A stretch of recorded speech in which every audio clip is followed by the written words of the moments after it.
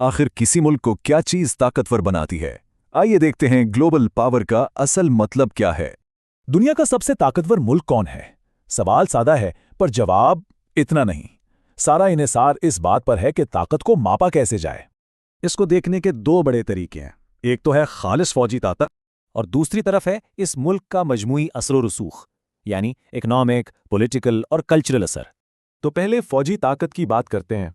इसके लिए सबसे मशहूर रैंकिंग है ग्लोबल फायर पावर इंडेक्स। ये खास फॉर्मूला इस्तेमाल करता है जिसे कहते हैं पावर इंडेक्स। जितना कम स्कोर उतनी ही ताकतवर फौज। ये स्कोर 60 से ज्यादा चीजों को देखता है। फौजियों की तादाद, पैसा, जोग्राफिया और टेक्नोलॉजी सब शामिल है। अच्छा, तो ये तो हुई फौजी ताकत। अब देखते हैं मजमूई असर और रसूख को कैसे मापा जाता है। इसके लिए यूएस न्यूज़ की रिपोर्ट हजारों लोगों से सर्वे करती है 5 अहम चीज़ों पर, जैसे फौजी और माशी असर।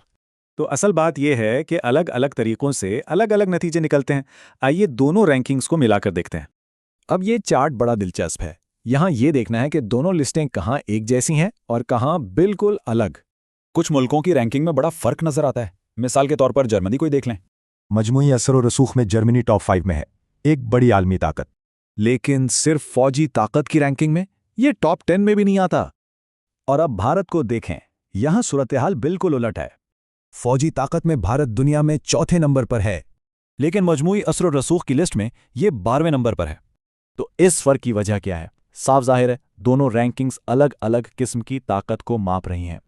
आज की फौजी ताकत का इन्हिसार टेक्नोलॉजी, साइबर वॉरफेयर और मजबूत इत्तेहाद पर है, जबकि मजमूई असर और रसूख में माइशत, सिफारतकारी और सकाफती असर जैसी चीज़ें शामिल हैं। इस फ़र्क को समझना बहुत ज़रूरी है। इसी से आलमी सियासत और वाक़यात समझ में आते हैं। तो आखिर में एक सवाल, जैसे जैसे दुनिया बदल रही है, क्या ताकत का मतलब भी बदल जाएगा?